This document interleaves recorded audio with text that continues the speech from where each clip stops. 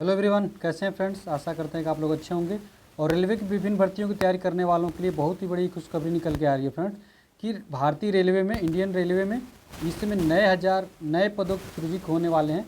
तो यदि नए पद जैसे स्वीकृत हो जाएंगे, सृजित कर दिए जाएंगे, तो उससे क्या होगा कि एलपी टेक्नीशियन और आरआरबी जेई और आरबी एनटीपीसी में या ग्रेजुएट लेवल हो या अंडर ग्रेजुएट लेवल हो, तो इसमें क्या होगा कि ये सीटों की संख्या बढ़ सकती है बिल्कुल।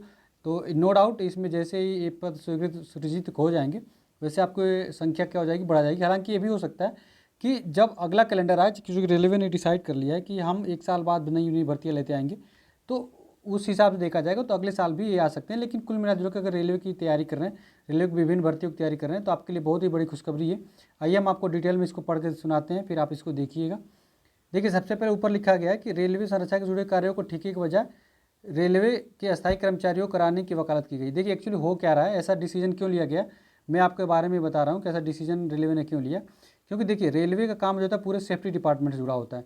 और अभी कुछ दिन पहले देखे होंगे कि बहुत सारे आउटसोर्सिंग से कार्य रेलवे में होने लगा था, और ख़ास तौर से सेफ्टी डिपार्टमेंट में, संरक्षा डिपार्टमेंट में जब ये काम करने लगे थे, तो उससे क्या होने वाला था, गाड़ियाँ की जो डिरेलिंग थी वो एक्चुअली थोड़ी सी बढ़ गई थी।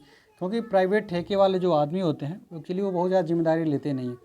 तो इस वजह से क्या हुआ था कि रेलवे ने डिसाइड किया है कि हम जो क्या करने वाले हैं कि हम जो संरक्षा वाला कार्य है, जो मतलब संरक्षा से जुड़ा हुआ है, सेफ्टी से जुड़ा हुआ है, उसको हम ठेके से नहीं कराने के बजाय और रेलवे के अस्थायी कर्मचारियों से कराने की बात कर रही है।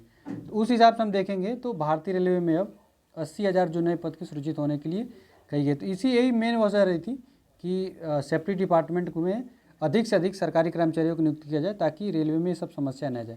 तो आइए हम इसको पूरा डिटेल में पढ़ते हैं। उसमें क्या लिखा है, पिछले 8 साल में पहली बार रेलवे बोर्ड ने नई परिसंपत्तियों के अनुपात में भारतीय रेलवे में नए पदों के सृजन करने की पहल की। समझ रहे हैं, 8 साल में पहली बार ऐसा होने जा रहा है, जिसमें क्या होगा कि नई ट्रेन चलाने की बात कर रहे हैं, मालगाड़ियाँ चलेंगी, नई रेल लाइनें बिछेंगी, सेमी हाई स्पीड ट्रेन पर चलने के लिए ऑटोमेटिक सिग्नल सिस्टम। और सबसे बड़ी बात जो है, ऑटोमेटिक सिग्नल सिस्टम पे रेल बहुत ज़्यादा विकास कर रहा है कि अधिक से अधिक जो ऑटोमेटिक सिग्नलिंग सिस्टम लगे। ऑटोमेटिक सिग्नल सिस्टम से होता क्या है कि गाड़ियों की स्पीड जो होती है बहुत ज़्यादा बढ़ जाती है, इसलिए रेलवे ने इस तरीके की पहल करना शुरू किया। और आगे देखते हैं क्या हुआ कि उसके बाद से कह रहा है कि टक्कर होती, जो आपको पता है कि टक्कर ज़्यादा हो रहे थे, उसमें कोच टेक्निक का विकास किया है क्या।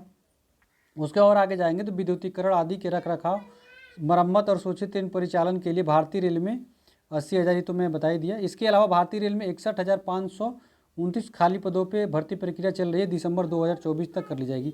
हालांकि ये बिल्कुल डाटा गलत है।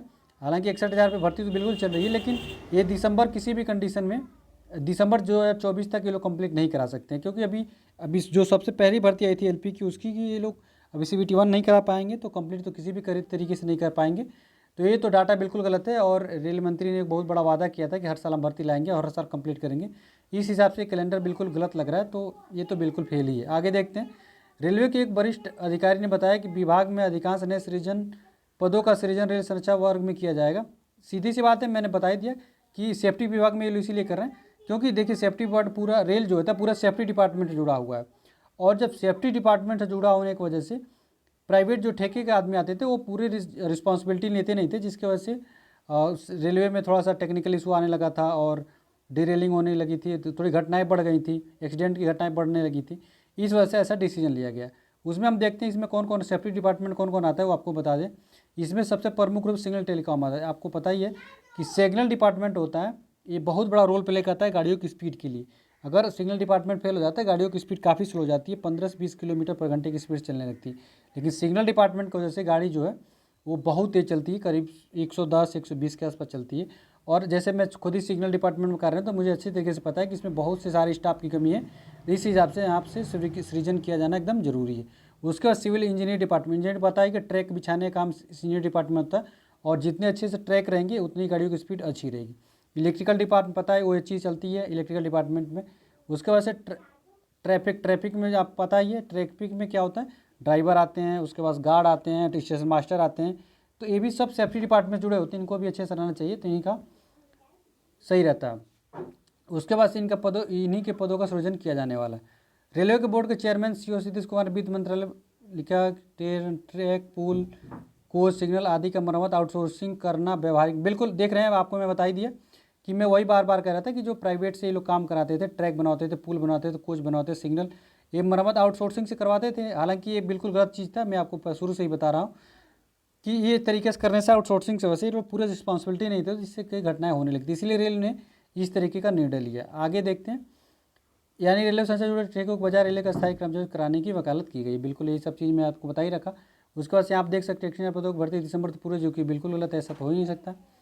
और बाकी चीज़ें हो, वीडियो अच्छी लगी तो वीडियो को लाइक करिएगा, चैनल को सब्सक्राइब जरूर करिएगा। मिलते हैं अगली वीडियो, तब तक फ्रेंड्स, जय हिंद।